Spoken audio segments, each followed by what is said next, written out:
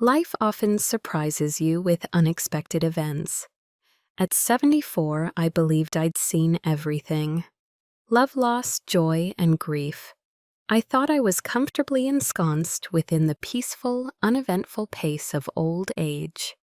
My days were spent in the peaceful seclusion of my rural house, surrounded by paintings, the gentle hum of my record player, and the distant sound of birdsong. I'd convinced myself that I was content and didn't need anything else from life, but then Matthew arrived. Matthew is my nephew, my younger sister's kid, and he came to live with me when his life broke apart in ways that were all too familiar. A failing marriage, a career at a halt. He appeared at my door with nothing but a duffel bag, a tired grin, and a disappointed expression in his eyes. I greeted him without hesitation. I had the room after all, and there wasn't much else going on. At first, his presence provided comfort. He breathed life into my peaceful home. I hadn't known I was missing. We ate together, had long chats, and had true connection. He reminded me of a version of myself that I thought I'd lost long ago. Bright, curious, and eternally hopeful. Then something changed. It started simply with a lingering gaze and a touch that lingered only a second too long. At first, I persuaded myself I was dreaming things. He was, after all, my nephew, young enough to be my son, struggling and vulnerable, relying on me for advice. There was no reason to believe there was more to it than that. But late one night, as I sat alone in my studio with a glass of wine, I heard footsteps outside the door. Olivia. His voice was faint and hesitating, as if he didn't know if he should be there. "Come in," I said, laying down my drink and turning to face him. He walked inside, his face lit by the warm glow of the desk lamp. There was something in his eyes that I couldn't quite identify. Something shot shivers down my spine and made my heart race, in a manner I hadn't felt in years. "Can we speak?" he inquired, his tone just above a whisper. And with that, the trajectory of my life changed. This is a narrative about choices, the boundaries we set for ourselves, and what happens when we cross them. It's about loneliness, longing, and how quickly our lives can spin out of control when we let our guard down. If you are willing to listen, I will tell you everything, the truth of what happened that night and the nights after. I'll tell you how it all started and how everything went apart. I never anticipated living alone. Daniel, my spouse of over 40 years, was intended to grow old with me in this house. It was our dream, a simple but attractive cottage in the countryside surrounded by rolling hills and lush gardens. When he died 10 years ago, everything changed. I retreated inside myself. Painting provides relief, as does routine's expected comfort. Every day was the same. Coffee in the morning, a walk in the garden, and an hour spent in my studio. My work kept me grounded. Landscapes still lives, and portraits were all painted with the meticulous precision of someone attempting to make sense of a world that no longer sensed to them. Friends, including my sister Karen, would pay me periodic visits. She'd sit at my kitchen table, sipping tea, and telling me about her son, Matthew. "He's clever," she'd say, her eyes bright with pride. "But he has lost Olivia. He simply hasn't found out where he fits yet." Matthew was a faraway presence in my life, someone I encountered at family events or learned about via Karen's stories. As a child, he was inquisitive and interested, often asking questions and penning stories in an old notebook. As an adult, he became a successful author, having published 3 books by the age of 30. However, his personal life was less solid. Karen contacted me one day. Her voice strained from concern. "Matthew isn't doing well," she claimed. "His marriage has ended, and he is straining to compose. He wants a change of environment and somewhere peaceful to clear his mind. I had hoped he could remain with you for a long time. I paused. It wasn't that I didn't want to assist. It was simply that I was unsure how to share my space with someone after so many years alone. But Karen sounded quite desperate. I could not bring myself to say no. Of course, I told her. He is welcome here.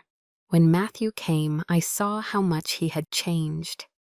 The confident, outgoing young man I recalled was gone, replaced by someone quieter and more introverted. He appeared exhausted, his shoulders stooped, and his eyes darkened with tiredness. He brought only one duffel bag, leaving the rest of his stuff behind in the city. "Hello, Aunt Olivia," he said, attempting a grin. "Matthew." I answered by pulling him into a hug. "It's nice to see you."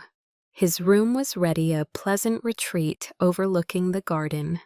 I had filled it with fresh flowers and a stack of books that I thought he might like. He appeared truly moved by the gesture, thanking me with sincerity that made me feel both grateful and sorry for him. At first, we maintained our distance. He spent the majority of his time in his room working on his laptop or looking out the window.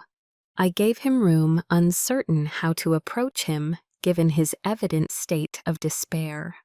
However, as the days evolved into weeks, we began to establish a routine. I had cooked, he'd join me in the kitchen for supper and offer to assist cutting veggies or setting the table. We'd sit together and dine in companionable quiet while discussing inconsequential topics like the weather or the current book he was reading. He slowly began to open up. "I feel like I've lost everything," he said one night, his voice filled with anguish. "My marriage and job have both gone stronger." I reached across the table to lay my hand on his. "You have not lost everything, Matthew. You are here. You have a loving family, and you are still young enough to rebuild." He offered me a faint, thankful grin. "Thanks, Aunt Olivia. I'm not sure what I would do without you." Our friendship strengthened over the course of several weeks. We started taking morning walks together, exploring the paths that went around the hills behind the home. He'd tell me about his childhood, his writing, and the ambitions he used to have, but was no longer confident he could reach. "Matthew, you're quite gifted," I told him on one of our hikes. "You have already achieved so much. Do not give up now." He looked at me with both appreciation and surprise. "You make it seem so simple," he said, "but it's difficult to find the good in yourself when everything seems to be coming apart."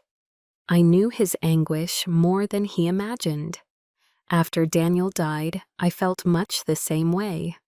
I felt adrift, unmoored, and uncertain of myself without him.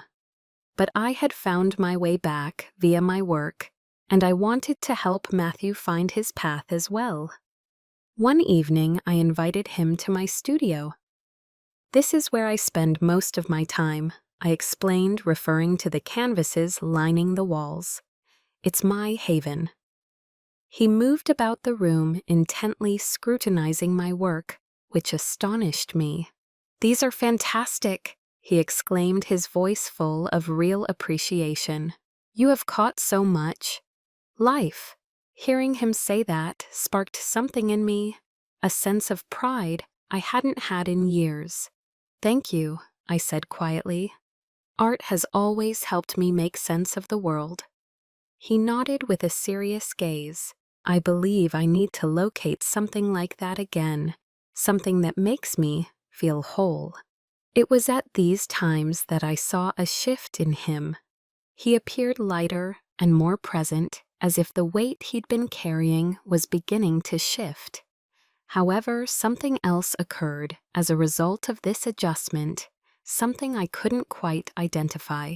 It was in the way he looked at me at times, his stare lingering for an extra second, or how he'd reach out to touch my arm when he laughed, his palm warm against my skin. At first, I disregarded it as nothing more than love, a sign of our growing intimacy. But as time passed, I couldn't ignore how it made me feel.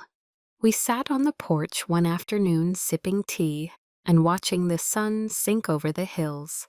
The topic had shifted to Daniel, and I found myself opening up in ways I hadn't with anybody since his death. I explained that he was my best buddy. My voice was laced with grief and love. We built this life together, and losing him felt like losing a part of myself. Matthew leaned over and clasped my hand, his touch mild yet forceful. "You're incredible, Aunt Olivia," he remarked. "I hope you understand that. Everything you've done and been through has made you far stronger than you think." His words left me speechless. I gazed at him, noticing something in his eyes that set my heart aflutter. I felt a mix of adoration, desire, and something more I couldn't place. I swiftly took my fingers away, attempting to balance myself. "Thank you, Matthew," I said, attempting a grin. But the moment stayed. We moved, talked, and appeared to fill the space. The friendship we'd formed was still present, but there was an undertone of strain. I became more conscious of him, of the way he moved, spoke, and appeared to occupy the entire space. I told myself it was nothing and that I was overthinking things. But late at night, as I lay in bed looking at the ceiling, I couldn't stop thinking about him and how he made me feel. One evening when we were cleaning up after dinner, he stopped me in the kitchen. "Can we speak?" he inquired, his voice hesitant. "Of course," I said, turning to face him. He seemed to struggle for words for a brief period. He eventually spoke. "I simply wanted you to know how much you mean to me," he explained. "You've been so sweet and patient. I'm not sure what I would do without you." His remarks were full of emotion, and I felt a knot in my throat. "You do not need to thank me, Matthew. I'm pleased to have you here." But the way he looked at me, intently seeking, indicated that he had more to say. "Matthew." I began, my voice falling off. Before I could continue, he moved closer, his fingers brushing against mine. The air between us felt thick. I was charged with something I didn't want to name. The line between us blurred irreversibly on a calm autumn evening. Unnoticed in the familiar regularity of habit, the day had passed uneventfully. Matthew and I had spent the afternoon in the garden, removing the final relics of summer. The air was crisp and full of the earthy aroma of fallen leaves, and the warm light of the setting sun shed a golden shine over everything. As we worked, Matthew appeared more calm than I had seen him in weeks. He laughed readily. His former gloom was replaced by a captivating kindness. "You have a knack for this, Aunt Olivia," he added, pointing to the neatly trimmed hedges and freshly churned dirt. "It's as if you've made your own small planet here."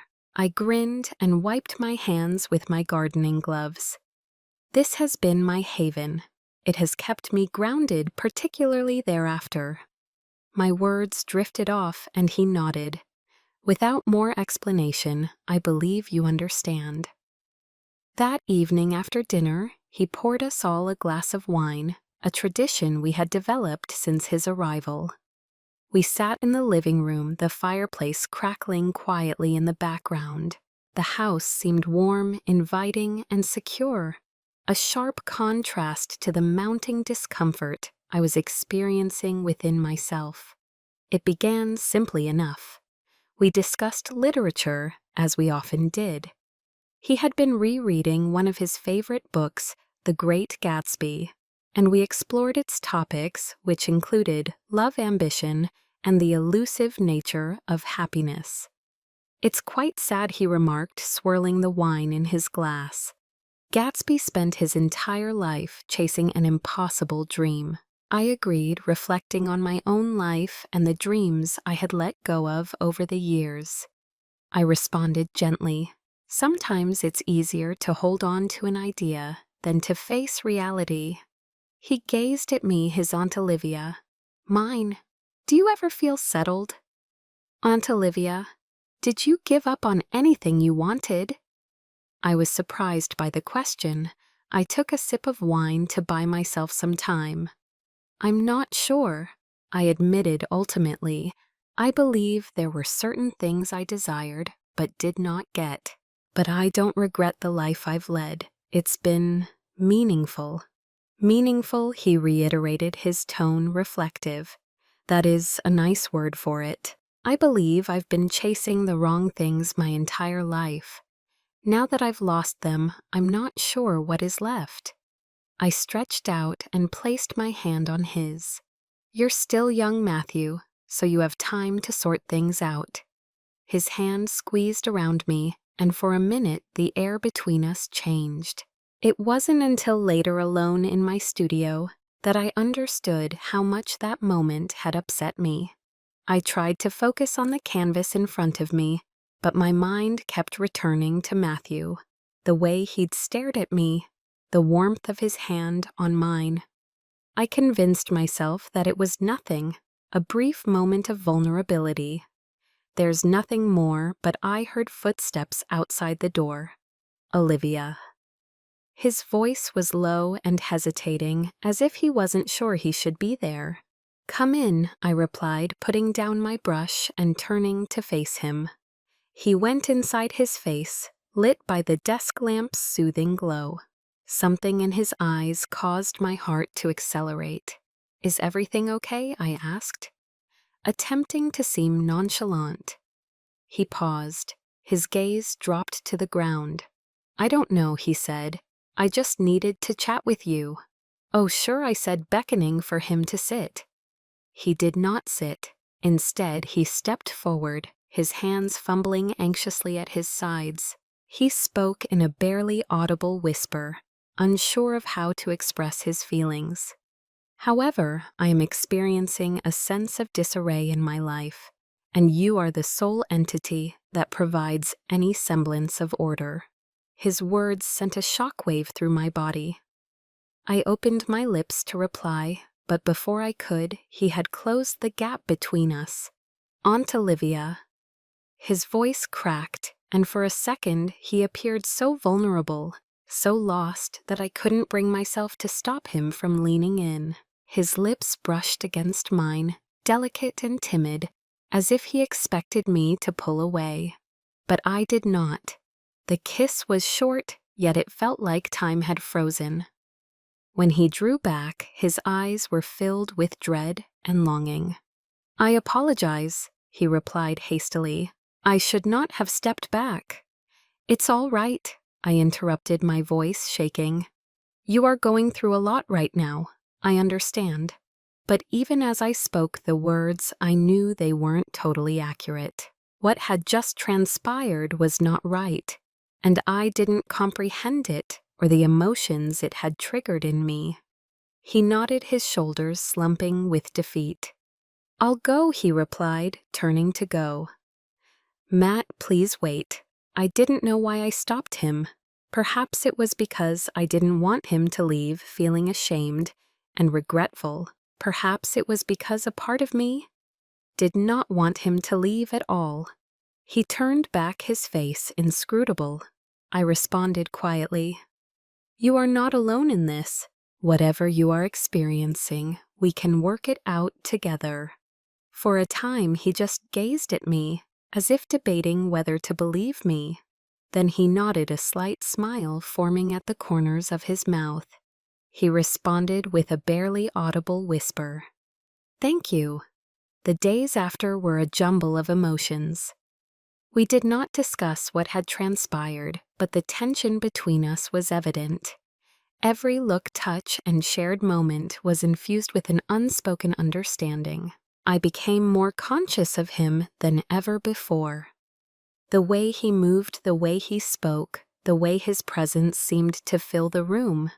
It was as if the kiss had unlocked a door I hadn't been aware existed, and I couldn't close it. One evening, as we sat on the porch watching the sun sink over the hills, he broke the stillness. "Do you ever feel as if you're living someone else's life?" he inquired, his voice soft but steady. I stared at him, shocked by his query. "What do you mean? Do you ever feel like you've made so many sacrifices that you no longer recognize yourself?" I thought of Daniel and the life we had made together. I considered the sacrifices I had made and the dreams I had let go of. For the first time, I allowed myself to confess that yes, I did feel that way at times. "Yes," I said finally. "I believe everyone feels this way from time to time." He nodded, his gaze focused on the horizon. "I don't want to feel that way anymore," he added. The significance of his words hovered in the air between us. That night, while lying in bed, I couldn't stop thinking about him, about the way he looked at me, and how his words made my heart hurt with yearning and terror. I understood that what I was experiencing was incorrect. He was my nephew and my sister's son, but in that moment, he was more than simply my nephew. He was a man weak, forlorn, and looking for something I didn't think I could offer him. And for the first time in years, I felt energized. The kiss was quick, but its impact was felt throughout my home. I couldn't shake the memory, the warmth of his lips, the sheer vulnerability in his gaze, and how my own pulse had increased against all logic.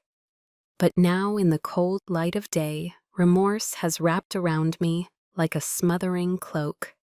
Matthew was my nephew. Regardless of how shattered or desperate we both felt, what had transpired was a mistake. For several days, we avoided one another. Matthew remained in his room, only leaving to get a cup of coffee or a dish of food. I occupied myself with my painting, but the strokes on the canvas were aimless and disorganized. I couldn't concentrate. My thoughts kept returning to him, to that moment, and to the unsaid tension that now hovered between us like a dense cloud. On the third day, he finally broke his silence. I was sitting at the kitchen table, a mug of tea, going cold in my hands when he entered. He was uncomfortable, his customary confidence replaced with something cautious and uncertain. "Morning," he said quietly. "Good morning," I said, attempting to appear casual, but my voice quivered slightly, revealing the conflict behind the surface. He sat across from me with his hands clasped on the table. For a minute, none of us spoke. The stillness between us seemed nearly painful. Eventually, he cleared his throat. "Aunt Olivia." I stopped him the other night by raising my hand. "Matthew, we don't need to discuss it." It was an error, a moment of misunderstanding. He trembled as I spoke, his jaw hardening. "Is that all it was to you? A mistake?" I gazed at him, surprised by the hurt in his words. "What else may it be?" I'm not sure he acknowledged, his gaze sinking to the table, but that did not seem like a mistake to me. It felt genuine. His remarks jolted me, but I pushed myself to remain cool. "Matthew, you're having a terrible time right now. You are fragile, and I should have been more careful." "Careful," he repeated, his voice somewhat higher. "You believe this is only about vulnerability. What about my being lost, is it not?" I inquired, my tone rougher than I intended. He stood hastily, scraping his chair against the floor. "You don't understand, do you?" he exclaimed, his eyes flaming. "You think I don't know how I'm feeling? That I'm simply a damaged kid clinging to the first person who has been nice to me? This is not about that, Olivia. It is about you, me." I echoed, shocked. "Yes, you," he said, his voice softening slightly. "You are wonderful, and you don't even realize it. You've made a wonderful life for yourself, and you've been really kind and sympathetic to me. You make me feel alive." His remarks left me breathless, but also filled me with fear. This was not anything we could investigate. It simply couldn't be. "Matthew, I care about you." I spoke cautiously, but this cannot happen. It's not correct. He gazed at me for a long time, and I could sense agony in his eyes. "I understand," he answered eventually. "I will pack my belongings and depart." "Matthew, you do not have to." "Yes, I do," he stated firmly. "Staying here will make matters worse for both of us." That night, I lay in bed, gazing at the ceiling, feeling the weight of his words pushed down on me. Part of me wanted to stop him and tell him to remain. We could work this out together, but another part of me knew he was correct. The next morning, he was gone. The home seemed uncomfortably empty without him. For weeks, I walked from room to room, unable to break the stillness that seemed to reverberate in his absence. I tried to drown myself in my work, but every canvas I began ended up abandoned, a jumble of colors and lines that led nowhere. I attempted to divert myself with housework literature and visits to friends, but nothing helped. I miss him. One afternoon when I was weeding the garden, my phone rang with a message from Karen. "Matthew is staying with a buddy in the city," it stated. He stated that he needed time to straighten himself out. "Thank you for caring after him, Olivia. I'm not sure what he would have done without you." I glanced at the message, my heart aching. If only Karen understood the reality. As the weeks progressed into months, I began to feel a fragile sense of normalcy. I returned to my painting. However, my writing had taken on a darker, more contemplative tone. My friends observed the difference in me, but said nothing, understanding that I wasn't ready to discuss it. Then one day I got a letter. The envelope was simple and had no return address. The calligraphy on the front was obviously Matthew's. I paused briefly before opening it, my hands quivering slightly. "Dear Olivia, I hope you are well. I've thought of writing you 100 times, but I never knew what to say. Even today, I am unsure if I am doing the right thing. But I have some things to say, and I hope you understand. First, I'd want to apologize for placing you in an untenable situation, for making everything so complex. I know I crossed a boundary, and I will regret it for the rest of my life. But I also want you to know that what I said that night was real. You've provided me with unwavering support, strength, and pofreon during moments when I felt overwhelmed. You've reminded me of the type of person I want to be, and I'll always be thankful. I started seeing a therapist to attempt to disentangle the mess I've made of my life. It's not easy, but it's the beginning. I've also begun writing again. For the first time in years, the words seem to originate from a place of authenticity, rather than a desire to impress or satisfy others.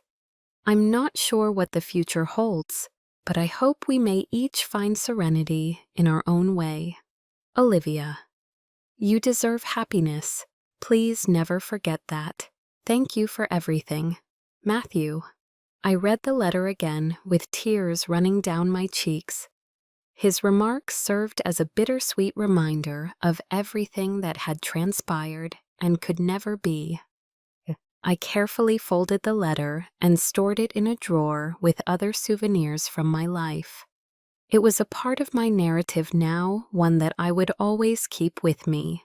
The home no longer seemed empty. It was quiet but full of memories, both terrible and wonderful. I returned to my painting with fresh purpose, spilling my emotions onto the canvas in ways I'd never done before. And while the pain of what had transpired persisted, I felt comforted knowing that we were each striving to heal each in our own way. Months passed, and the sharp edges of what had happened began to fade, but the recollections stayed like vague shadows in the corners of my memory. The days became shorter as fall transitioned into winter. I felt myself retreating deeper into my craft. Painting became my therapy, allowing me to digest all that had happened without having to say anything to anyone. My paintings evolved throughout this time. They became increasingly abstract with whirling colors and patterns that appeared to alternate between chaos and order. Friends who stopped by my studio remarked on the transformation, wondering at the depth and emotion in my work. "Olivia, you've tapped into something profound." One of them said, "It's like you've discovered a new voice." They were correct, but I didn't tell them why. The events of those months damaged something in me, but they also exposed something I didn't realize was there. Strength, resilience, and the ability to feel deeply even in the midst of sorrow. Karen phoned me regularly to update me on Matthew's progress. She mentioned that he was getting better one evening. He's been visiting a therapist and has started writing again. "I think he's finally finding his feet." "That's great to hear," I responded. My voice remained calm, even as my heart hurt. She paused before proceeding. "I'm not sure what you said to him when he was with you, but whatever it was, it helped. He is different today, stronger." I had no idea how to reply to that. The fact was, I wasn't sure if I'd helped or injured him more. Winter was hard that year, with snow covering the landscape and ice forming on the windows.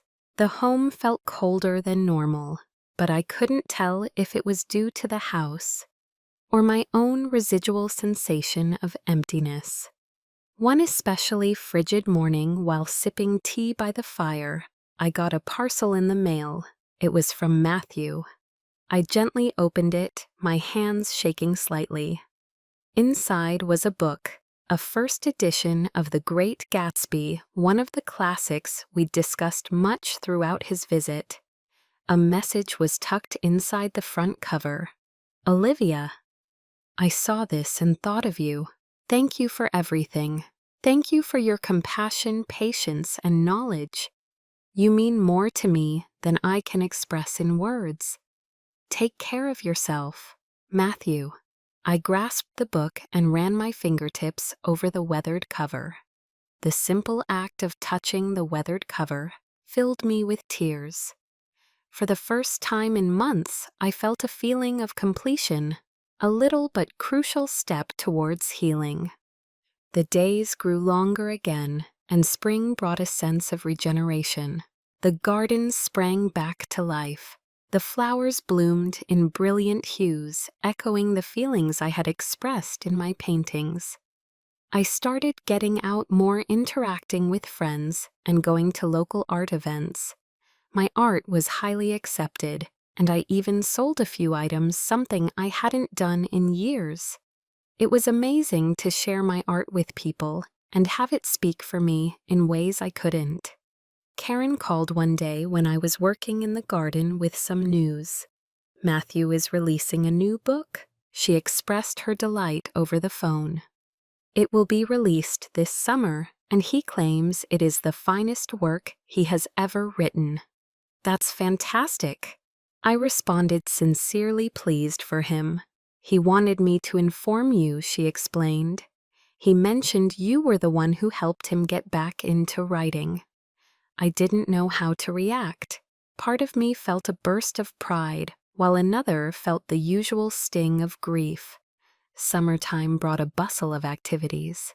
Karen invited me to the city to launch Matthew's book, but I rejected it. I wasn't ready to face him yet, especially in person. Instead, I mailed him a letter. Brief but sincere. "Matthew, I'm really proud of you. Congratulations on your new book.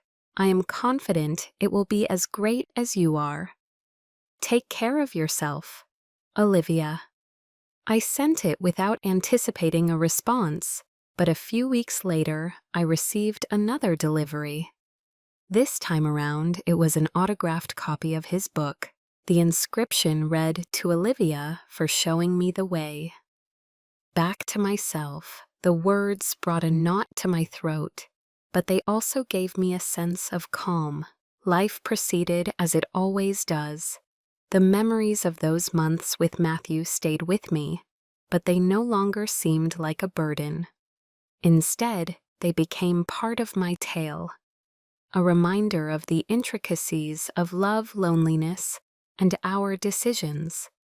I began to consider the event as a learning opportunity rather than a mistake. It forced me to address aspects of myself that I had not wanted to face. The depths of my loneliness, the desire for connection, and the resilience I didn't realize I possessed. And while it hurt, it also healed me in unexpected ways.